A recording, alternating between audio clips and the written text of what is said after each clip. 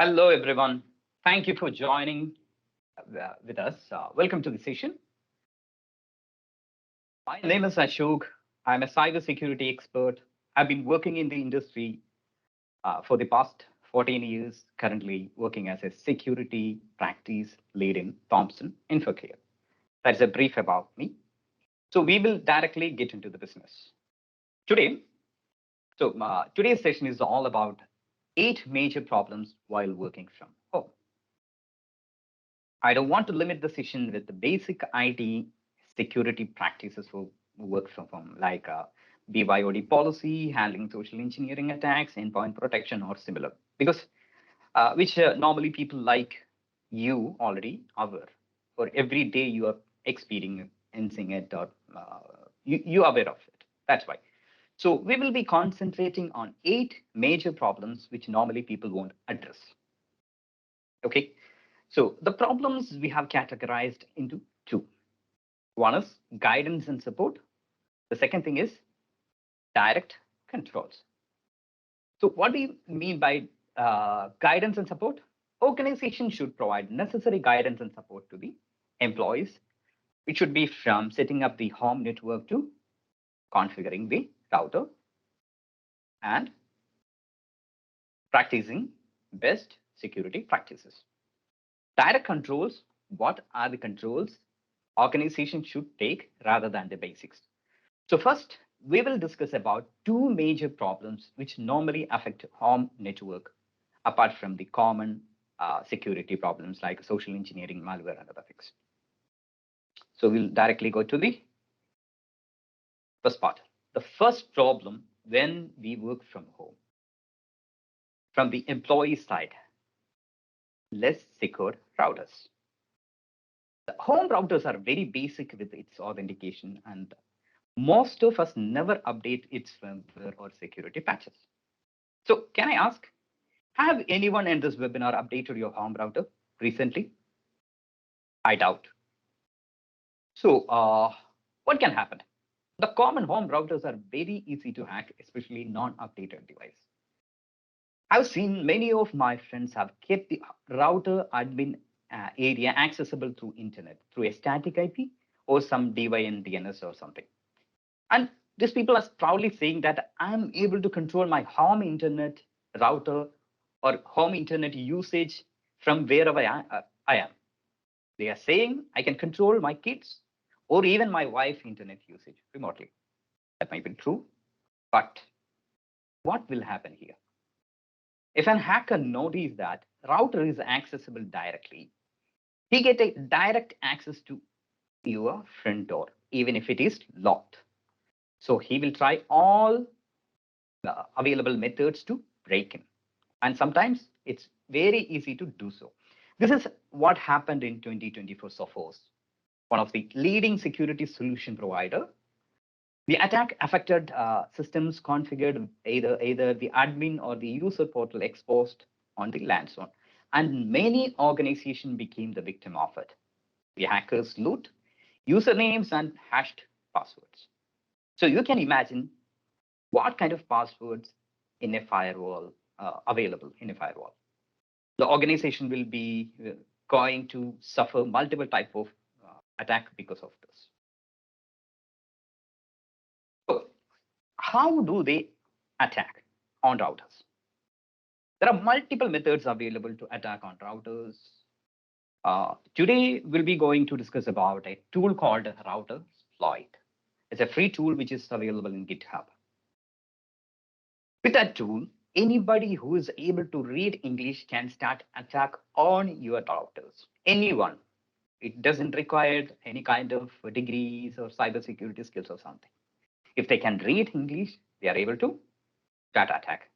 And if your router is vulnerable, like here mentioned in the screen, you can see there is an exploit on camera, on user credential disclosure vulnerability, which I marked in red.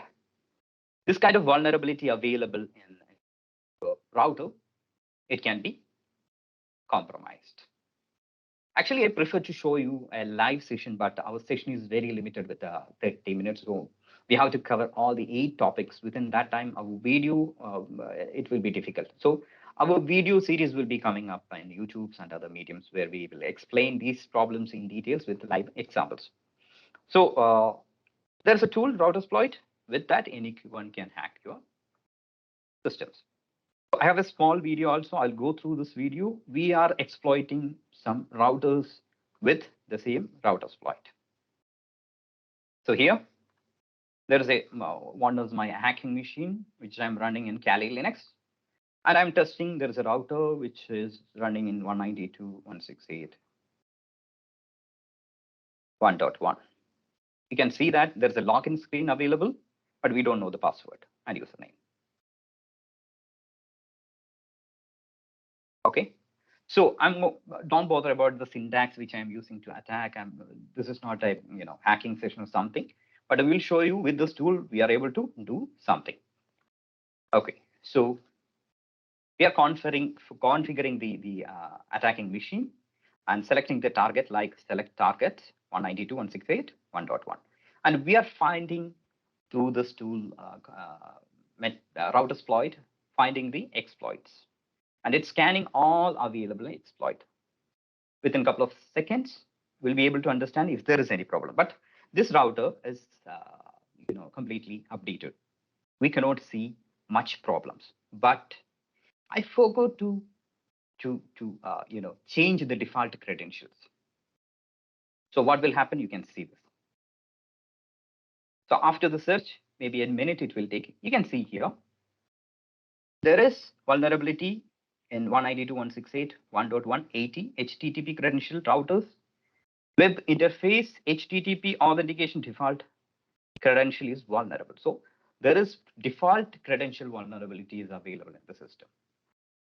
What I can do, I can continue the attack and gain access through. That is port 80 also. There are some other vulnerability now will come up. Unfortunately, by default, the router is open port 21, which is FTP. Normally, routers doesn't require an FTP port, but there is a problem in this router, which by default opened the port 21, which is clearly we can see that 192.168.1.1.21 FTP is open and it's vulnerable. So with this tool, you people by yourself can identify your home problems by using this tool or installing and running this tool. Okay, so we can start attack and identify the credentials.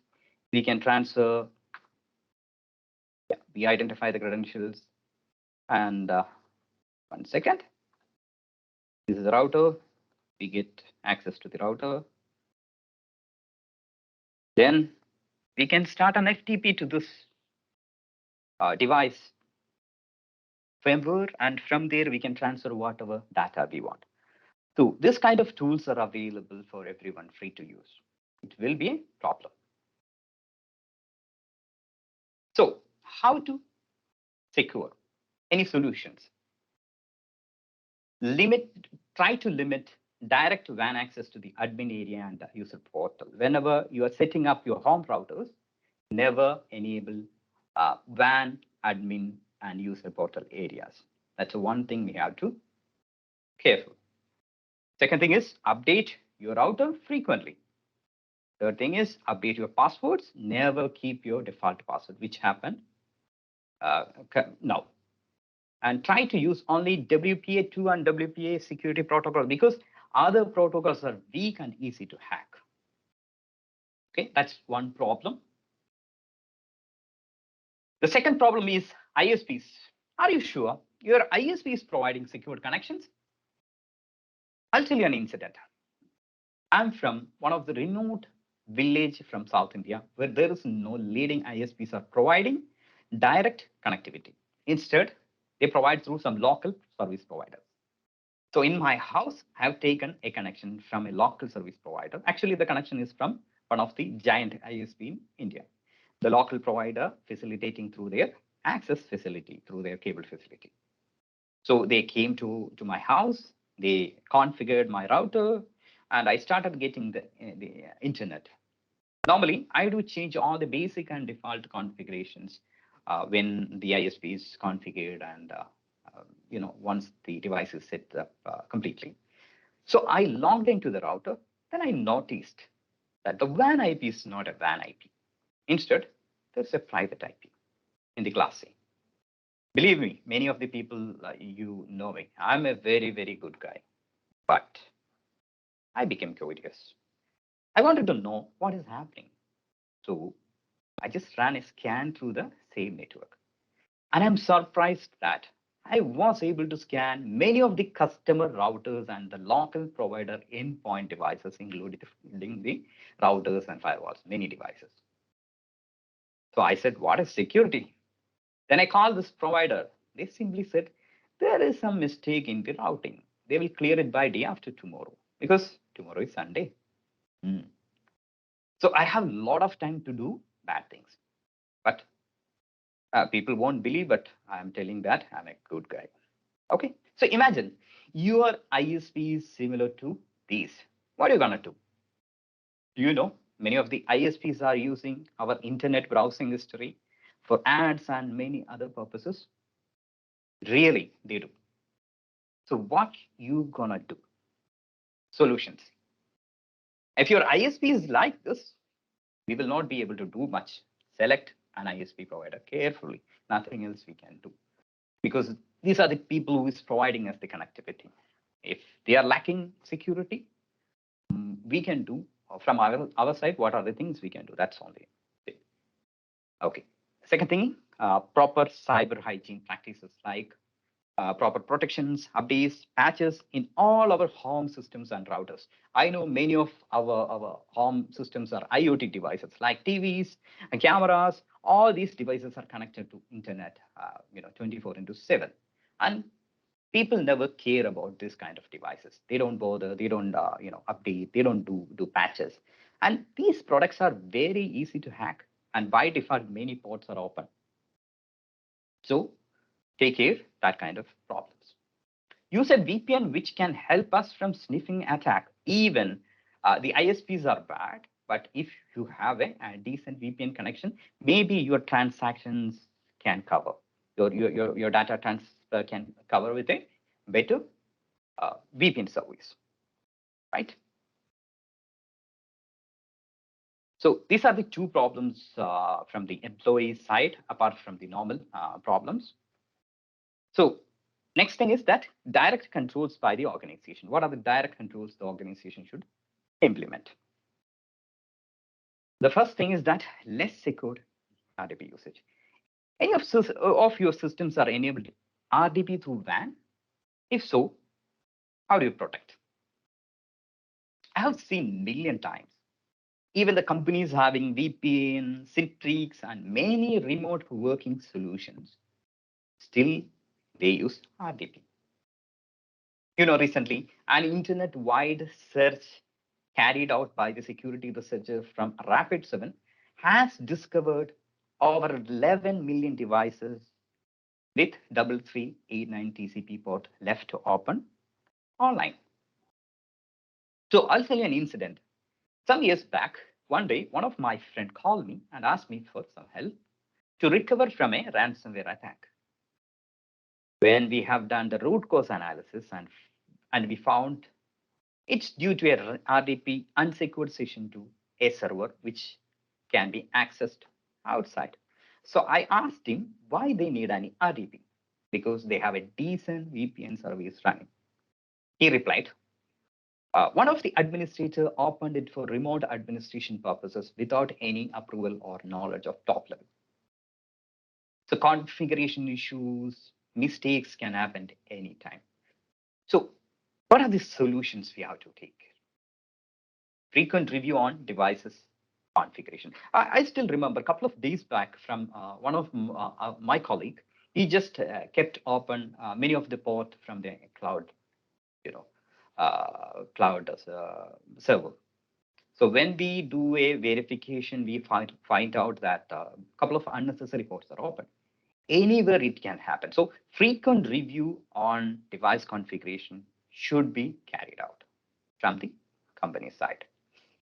Security patching, again, that's very important. Like blue keep or that kind of vulnerability, if comes, then it will be a problem. Either you have any kind of security mechanism, it won't work if you have a vulnerability in the system. So security patching, continuous patching is very much important. Then never open RDP protocol in public without much protection like secure authentication, lockout policies, IP ban, etc. The last thing is that only use RDP behind a firewall, not a normal firewall. Just like next generation firewalls can identify some of the kind of RDP attacks and vulnerabilities. So if anybody is targeting your RDP connections, it can be blocked sometimes by the firewalls. There are many methods available to evade the firewall protection, but even though it's a layer of security. So I suggest RDP. If you're using RDP, couple of things you have to take care. My suggestion is try to avoid RDP directly as much as possible. Right. Another issue is video conferencing issues. Video conferencing solutions can create a remote meeting risk like a Zoom bombing and many other. This is not a hacking or attacks. This is actually a malicious users are performing some reconnaissance, like hackers, how they collect information. They obtain public and private meeting IDs, invitation links, and passwords. And they see opportunities with people who does publish meeting IDs on social media, reuse the same meeting IDs for especially for public meetings, and take advantages of host leaving their default settings or full controls. And what will they do if they get all these things? They display offensive images, making disturbing noises, sharing inappropriate content, and abuse the app's features such as changing the background and many. So what will be their motive? Their goal is derailing the video conferencing. That's all, nothing else they will get it from them. Solutions. So do you think the problem only with Zoom?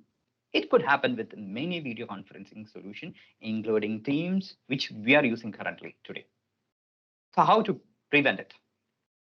Make sure people cannot join without being admitted by the host or use a password. And by default, guests should not be able to control or share content. And do not post screenshot of your session in social media that identify usernames, email, meeting IDs, meeting URLs, etc. And meeting IDs and meeting URLs for public meeting should not be reused. That's very important. I've seen many people are reusing the same IDs to for a continuous meeting. If you find accidentally, admit someone, you are unsure of, remove or mute them immediately.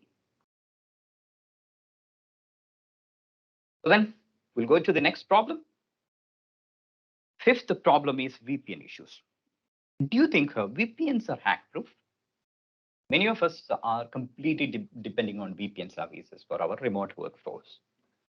So hackers nowadays, most of the companies are moved to VPN. So hackers also started targeting VPN services and gateways. So have you updated your VPN gateways or firewalls recently? That's a big question. There are two major issues. One is vulnerabilities and second is password problems. Because even the bigger players in the VPN gateways and security products manufacturer like Cisco's VPNs gateways are vulnerable to many different kind of attacks, which hackers can do the following things like execute arbitrary codes, commands, elevate privileges, bypass authentication and authorization protections, fetch and run unsigned software, and cause denial of service. So don't think VPN gateways are hack-proof. In 2021 and 2022, 22, Cisco releases multiple patches for some of their VPN routers. You can see here, In 2021, RV340 to RV345, there are multiple vulnerabilities came out, and Cisco released patches for this, like from remote code injection to DDoS services. In 2022 also, RV160 to RV345, multiple kind of vulnerabilities came out, and Cisco started producing or making the patches for this. So don't think your VPN gateways are safe and secure. So solution, patch, patch, patch. Nothing else we can do. Only patch will save us from attacks for any kind of vulnerabilities. VPN gateways also need to be patched frequently. Any VPN service provider, if it is a bigger player, every day, every week, they provide patches.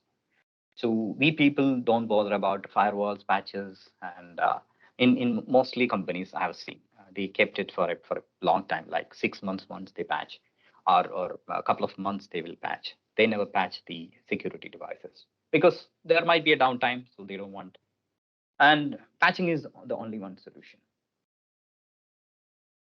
Yeah, the second issue, VPN issues, uh, VPN passwords. Are you still depending only on VPN passwords? I've seen many administrators and my colleagues sharing VPN credentials and configuration files through unsecured channels. Suppose if any hacker get these details, it's done.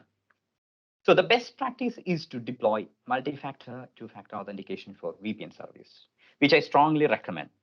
There are multiple products available in the market like Okta, VPN, multi-factor authentication. Manage Engine have some kind of called AD Self-Service Plus, which support most of the VPN gateways from Cisco to many other. And Assure also, there is a VPN multi-factor authentication solution available. If your infrastructure is in cloud, Assure, it's possible. So use multi-factor authentication for your VPN also, which is crucial nowadays.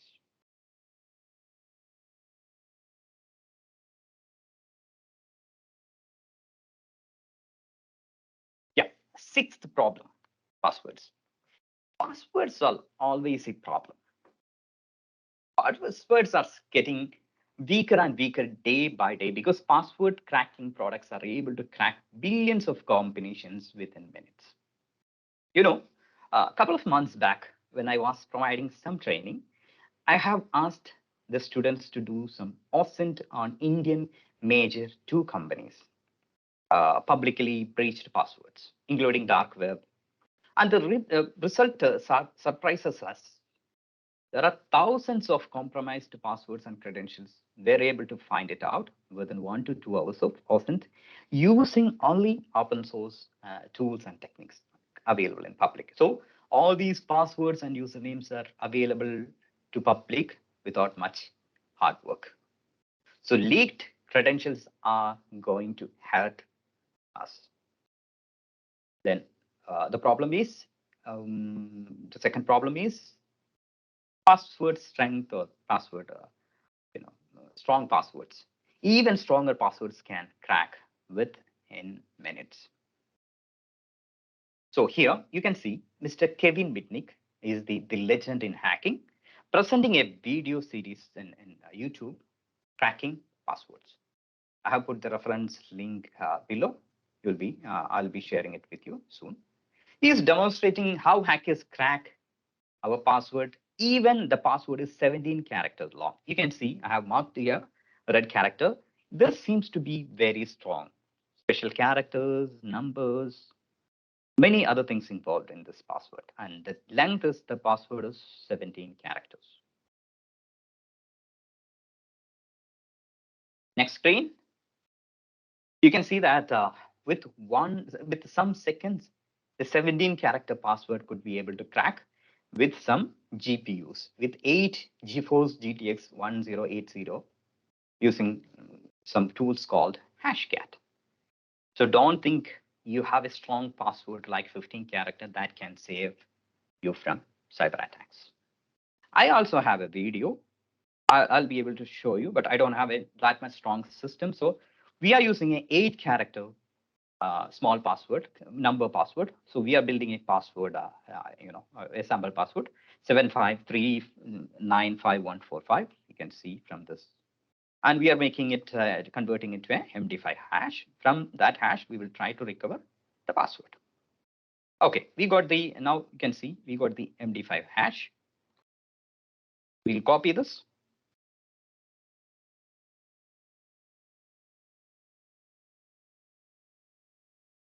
We'll create a new file. And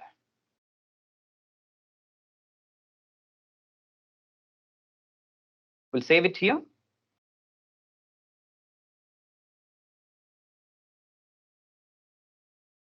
Okay, we'll start our hashcat engine to crack the password. So don't bother about the syntax which I'm using to crack the password.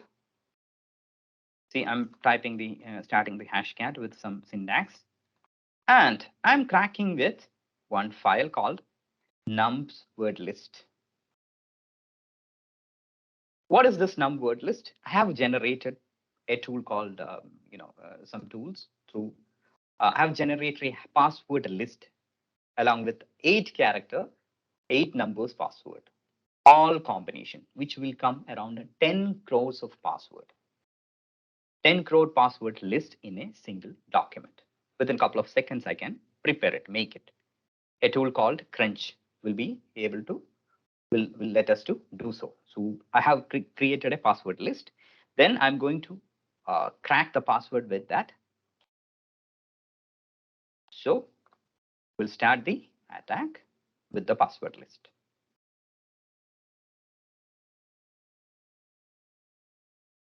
Okay, here you can see it's building the cache. Almost complete. Here you can see that how many, count of passwords. It's 10 crore password. And the size of this file is 421. I mean, the memory required. Then we will start the attack. Yeah, hashcat started attacking and comparing this 10 crore passwords. And you can see within a couple of seconds, the 10 crore password list will be compared with my original password. And we'll find out the real one within a couple of seconds. Yes, see this? Cracked. And 75395145. You can see how much time it has taken, like 1447 to 1448, 27, approximately 30 seconds. It has shipped 6 crores and 42 lakhs 90,801 passwords with 30 seconds. It compared. So don't think your passwords are safe, even you have a strong password. What is the solution? The best solution is to implement multi-factor authentication. You might be thinking that, or you might be asking that, can't we bypass the MFA?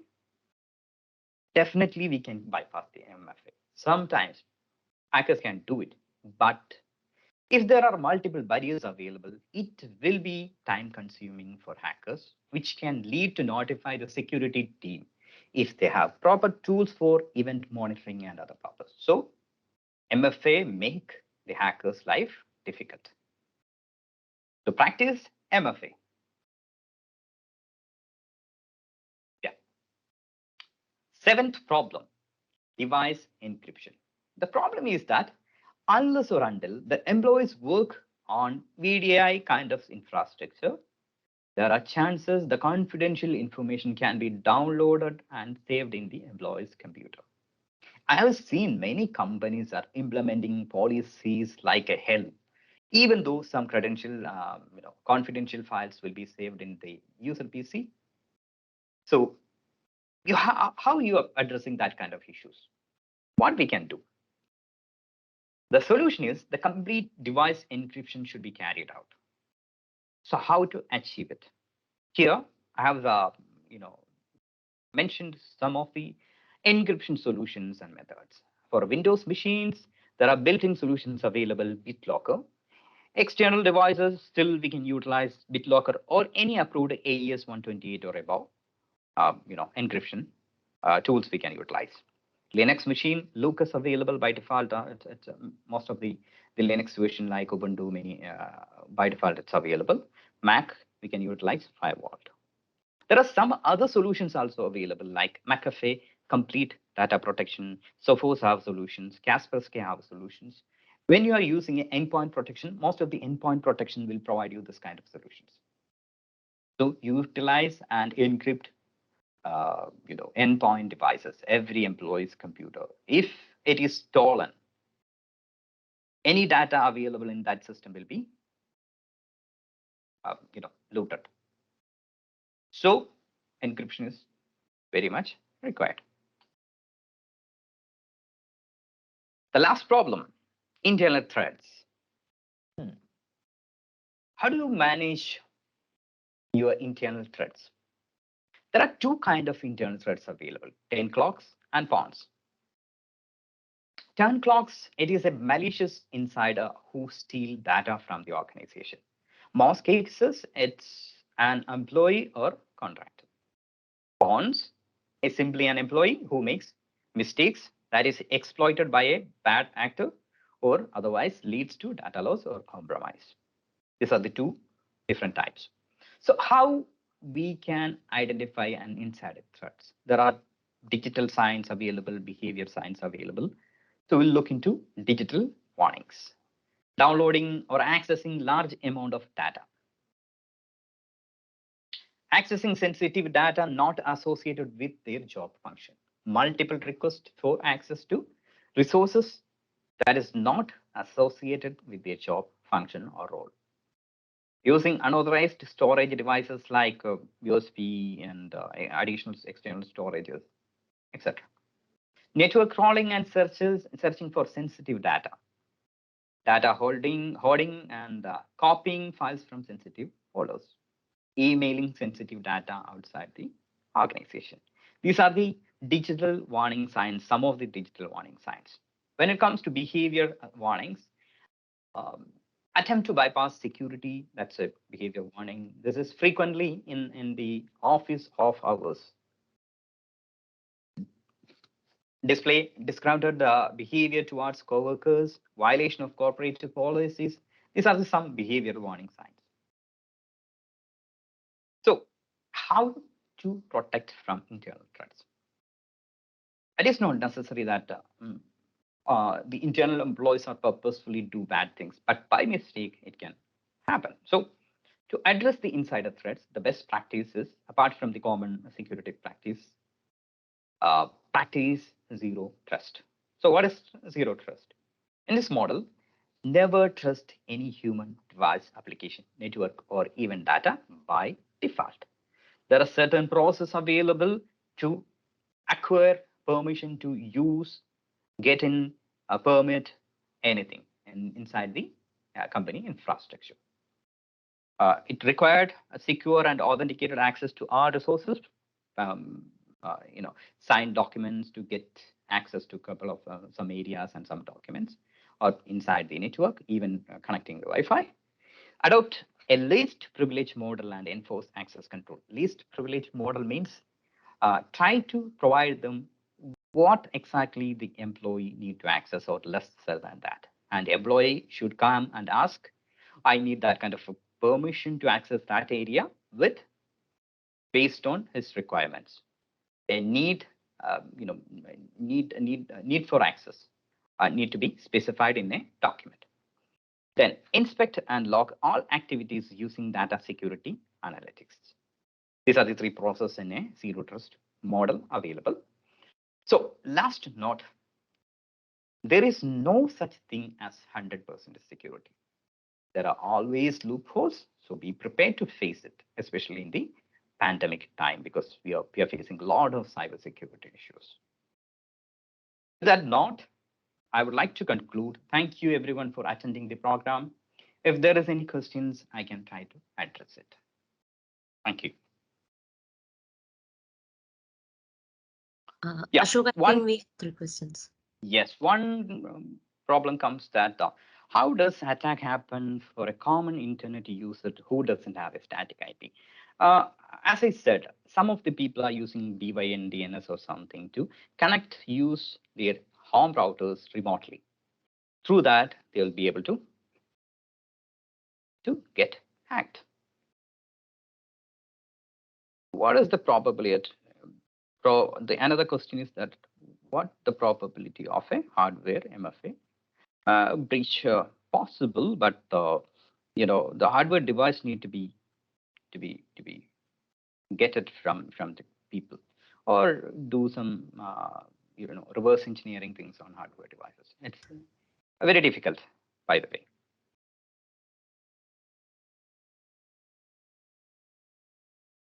Yeah, how to mitigate supply chain attacks? I need specific scenarios. If you have Vibin, if you can mention it, some kind of case, so then I will be able to answer this question. And there is no single thing to support or protect for supply chain attacks. Any other questions?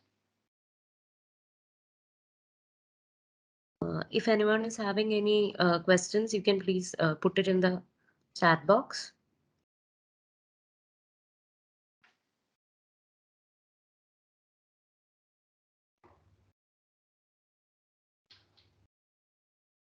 Okay.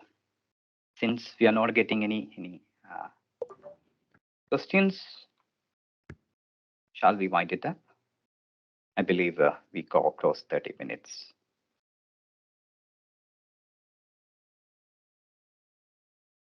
Yeah. So then, thank you all. Thank you for attending this short session. I know I was just going through, very stiffly, very fast. But I'm quite sure that in future session we will be concentrating on specific areas and will provide you much more, the specific targeted, practical content. Okay, so thank you all.